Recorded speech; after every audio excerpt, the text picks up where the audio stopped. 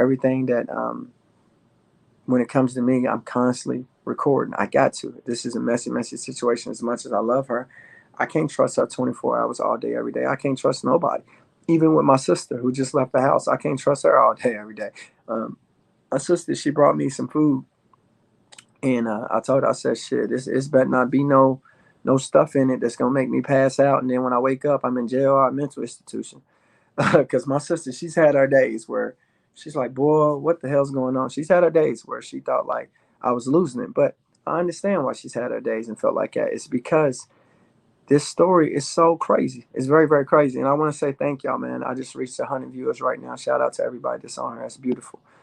Doing big numbers, man. I've been going a week. I come back on and I'm already at 100 viewers. So shout out, y'all. But at the end of the day, I understand. People outside looking in, they're going to think I'm crazy. But when it's all said and done, a lot of people will be apologizing. A lot of people will be lining up to interview me. A lot of people will be wanting to do movies or whatever, documentaries, write my book. I already got people trying to write the book now.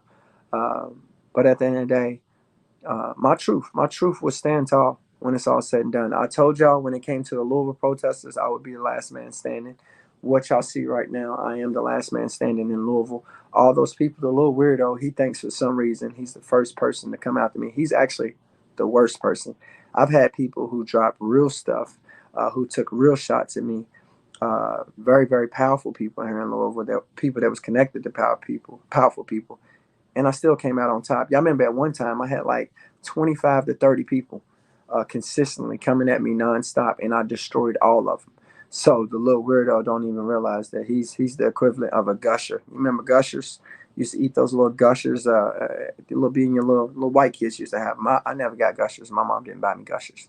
I used to borrow a couple gushers from the white kids. I used to tell them, hey, can I borrow a fruit roll up? That's what I used to say. I say, can I borrow a couple of your gushers? And they'll give me a couple gushers. But he's a gusher to me. He's a fruit roll up. He's a snack. He's not on my level. I can destroy him with anyway. I can be on some street stuff. I can be on some classy stuff. I can be on some intelligent stuff. We can talk religion. We can talk whatever. He's not on my level. He needs to go get his brakes tweaked. In fact, he don't even need to get his brakes tweaked. He need to get his calibers changed. He need to get a whole new engine and transmission. He needs a tune up. He needs a new interior job because his inner self is all messed up. So he needs an interior job. He needs to get his lights changed because he clearly can't see. On top of that, he need to put his seatbelt on because what he's doing is reckless driving. But at the end of the day, I'm cool with it. Y'all see what I've done. I put him on a pedestal. I built the Little Weirdos channel and my channel at the same time. But at the end of the day, his channel don't got commercials. Did y'all see those commercials when y'all came over? Yeah, I think I'm monetized. But at the end of the day, my goal now is to do bigger and better things on YouTube. I'm definitely going to keep on promoting Breonna Taylor, but I'm not going to be engaging in the beef and the helping people's channels get built. They're going to try to stream me. That's cool. What I'm going to do is I'm going to make it. I'm actually not going to make it to. I'm going to make it okay for people to stream me because if I make it to where people can't stream me all off one person, that ain't fair. My goal is to get all this justice and information out so that Breonna Taylor was murdered. And so at the end of the day, that would be wrong of me if I do what I got to do and make it to where people can't stream me. I want people to stream me because this is what this is all about: getting this information out to the masses. Once the masses find out what I'm sitting on, and I break it down, hopefully we can get these politicians to put pressure on the FBI. FBI can do what they got to do to get the information and the research to the Supreme Court, and then we can get some justice around her. But at the end of the day, that's the goal. That's the plan. I've been sitting back the last couple hours just today, and higher power. Y'all know who the higher power is: God, higher power, universe. They're all the same to me. The higher power was just speaking to me. He gave me a new idea when it comes to the Breonna Taylor case. So I'm going to meditate on this all tonight. I'm going to rehearse it. I'm going to see what the universe is trying to get me to see, and then I'm going to probably more than likely attack it from that angle. One thing about the universe, just because the universe tells you to do something, that don't mean you do it. The universe will speak to you, but it's still got to sit well with your spirits. So the last thing you want to do is the universe be telling you to do something, but then you're not really wanting to do it. Everything that I do, I'm doing it because I want to do it. I don't let nobody force me. I don't even let God force me. That's one thing about God, and it speaks of this in the Bible, that he can't affect free will. So at the end of the day, I think it's important for y'all to know, just because the universe gives you an idea, tell you to do this or that, it's still got to sit right with your inner spirit. At the end of the day, you have your own solo independent spirit. And if something's not sitting right with your spirit, then you don't move on it. You wait until it's sitting right with your spirit, and then you give it your all. You notice with me, anytime I'm talking or doing anything, I'm extra passionate because it's exactly what my spirit wants to do. I'm not doing something that the next person told me. I'm not reading off a paper or a teleprompter. I'm actually speaking from my soul and my spirit. Even when I'm talking low like this, y'all can hear the passion in my voice. Y'all can hear the truth in my voice. Y'all can hear that I'm clearly, my steps and stuff are being ordered by God. And that's the ultimate goal that should be for all of y'all. Your steps should be ordered by God. Anything that you're doing in life, your spirit should be aligned with it. And when you're moving and doing whatever you're doing, people should be able to see that. They should see that glow. And that's one thing about me. I get a lot of compliments. A lot of people always talk about I got a glow. A lot of people who meet me in person and they hear me talk, they're like, man, they just want me to keep talking because I do have a gift. I do have a gift, and I thank my God for that, because at the end of the day, um, communication is key. In fact, communication is the number one thing in this world. Everything has to communicate with each other. Even the sun and the moon has to communicate with each other. So trees and water and everything. We often think communication is all about just animals and humans. No, everything in this atmosphere is communicating with each other. Everything. And so at the end of the day, the fact that God has blessed me with a talent to communicate, even though sometimes y'all see me struggling because y'all see me being angry and lashing out at people and doing this and doing that. I do know how to communicate, but I'm also disciplined and I'm human. I'm filled with a lot of emotion and anger sometimes. I got a big cousin. He's working. He's working on me. He's not the type that's gonna force it on me, but he's the type that's gonna be hard on me. And shoot me text messages and call me here and there. My big cousin, he's been doing his part. He's been doing what a big cousin's supposed to do. And he tells me, cuz you got to take some of that emotion out of it. And he's right. But at the end of the day, I can't lie to y'all. I'm still very emotional. This is not me recalling the story. You got to understand, I'm not recalling the Breonna Taylor story. I'm not talking about what happened to me. This stuff is still happening. I'm living this every single day.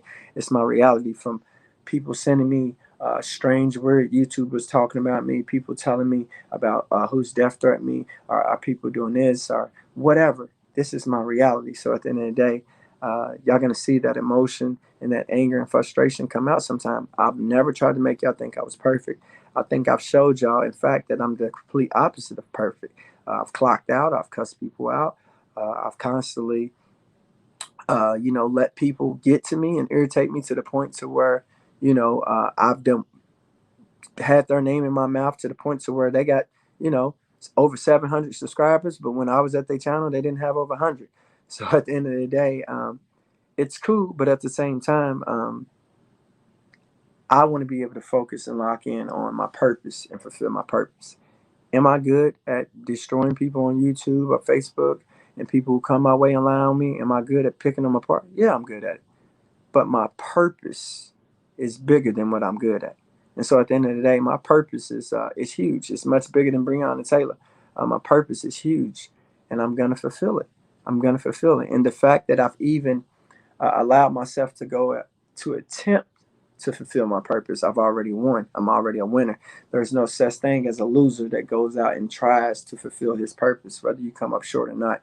The fact that you tried to do it, you're already winning. Like Kobe Bryant actually went out and he tried to be Michael Jordan.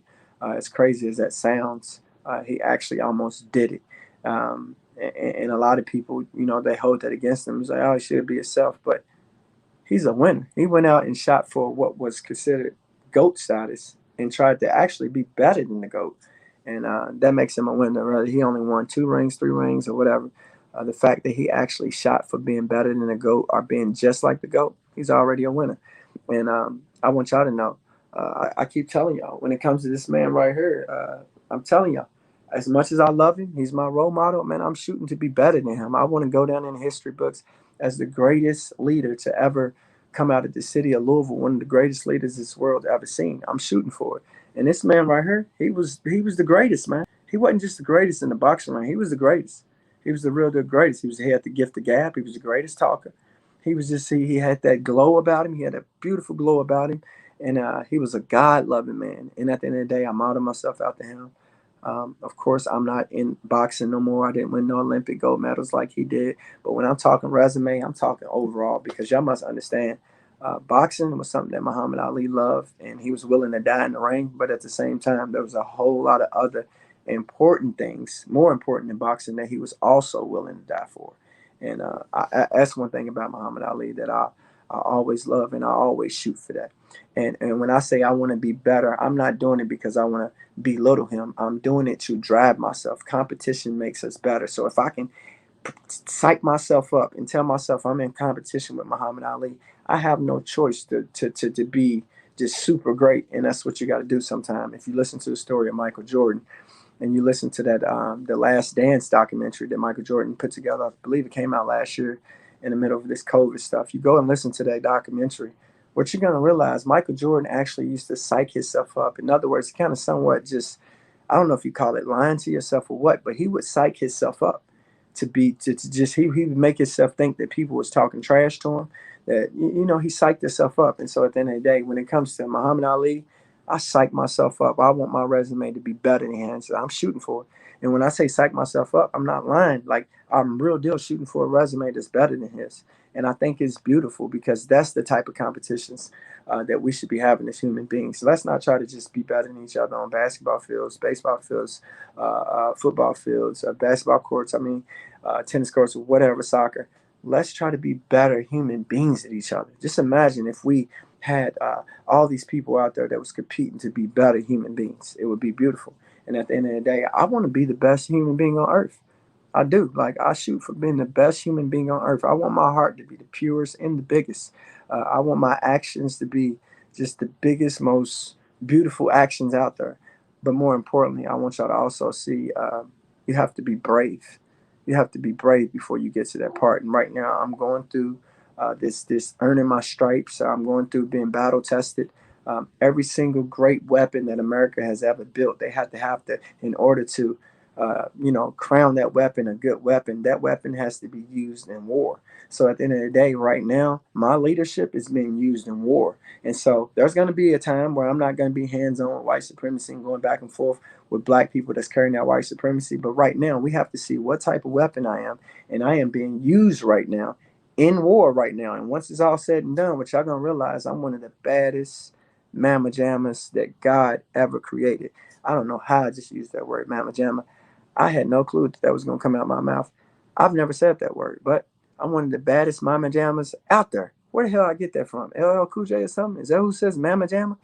What's going on this YouTube? Did I say mama jamma? I did, but I'm trying to be one of the baddest leader. I just want to be the ultimate weapon. I'm trying to be a nuclear bomb when it comes to leadership, y'all. I'm trying to be that person that nobody wants no smoke with because they know, not him. Not him. Ain't nobody gonna mess with me and mine. It's my village, my castle. Nobody's gonna mess with us because they're gonna know because it what we did at wartime, last time we was at war, that we're not to be messed with. And at the end of the day, that's what I'm trying to do, y'all. I'm trying to go down as the greatest man. And I'm hoping before Minister Farrakhan passes away, Minister Farrakhan, he's getting up there in age. I'm hoping to have an exchange with him. There was one meeting that was set up between me and him, but it didn't go through. But I'm hoping I get the opportunity again because I do think he's one of the greatest leaders that I've seen. There's been a lot of great leaders in this world, but Minister Farrakhan, from what I've seen, he actually got the body of work in the results. And at the end of the day, there's a lot of people that we have crowned leaders, we have talked good about, but then when you look at their results and then you look at impact, I don't really see a lot of results and impact. I see their name actually bigger than the results and impact, where vice versa with Minister Farrakhan, as big as his name is, his impact is bigger than his name, his results is bigger than his name. And those are the type of leaders that I'm interested in meeting. Even with Michael Jordan, as great as he was on the basketball court, his impact has been greater than his talent. And that's what I'm trying to do with my leadership. I don't want to be a person that's just a great leader. I want to have the results and the impact to be actually greater than my overall leadership. And I think Minister Farrakhan is the perfect person to have a conversation with. And I think when it's all said and done, he'll realize immediately. I know he's already realized it because I was told. what he thinks about me. And I was told by Grandmaster Jay, y'all see when I released the recording, Grandmaster Jay was watching me. He's probably watching me right now. What up, Jay? Anyway, weirdo. What you doing at the NFAC? Nothing. Cops are still out here killing people. When y'all gonna do something? Huh? Never? Oh, okay. But anyway, at the end of the day, I want to go there as the greatest. And I know a lot of y'all not cool with that, but it's just it. I don't want to be the second best. I want to go down as greatest leader this world's ever seen. And I'm not going to stop. I'm going to read every day. I'm going to study every day. I'm going to meditate every day. I'm going to keep growing with God and keep being God's favorite. I told you I'm God's favorite. If you don't like it, then take it up with him. But for me, in my mind, in my heart, and what I think I'm God's favorite. I don't know about you. I was taught you got to be selfish with this God thing. I'm God's favorite. I don't know about you. I claim it. I'm his favorite. And last time I checked, my number one enemy, Brett Hankerson, to mess with me. You know, I had this battle with Brett Hankerson. It's still going on. It's been going on since 2016. But right when they was trying to get me and they thought they had me and they was going to send me to prison, my God stepped in. My God stepped in and said, watch this. He took my number one enemy and blasted him all around the world. And that right there, when Brett Hankerson was shown on TVs in China and Tokyo and Afghanistan and in the Serengeti, that's when I realized, damn, I'm God's favorite. Has God ever did that to your number one enemy? He did it to mine. That's why I feel like I'm God's favorite. He took my number one enemy and blasted them in the Serengeti. There was people, they didn't even have TV. They just looked in the water. And while they was looking in the water, you seen like a TV type thing while they was looking in the water. And they seen Brett Hankerson and what he had did as far as the Breonna TAYLOR case in some little pond in the Serengeti. And I was like, this is crazy. People in the Serengeti are stirring that muddy water, and they're seeing the Brett Hankerson, Breonna Taylor story. I said, man, I got to be God's favorite. So on that note, I don't know if your God's ever told people in the Serengeti about your number one enemy, but my God did that for me. So I'm my God's favorite. So at the end of the day, with me being my God's favorite, I truly think my goal is not only accomplishable, but it's already accomplished. I claim it right now.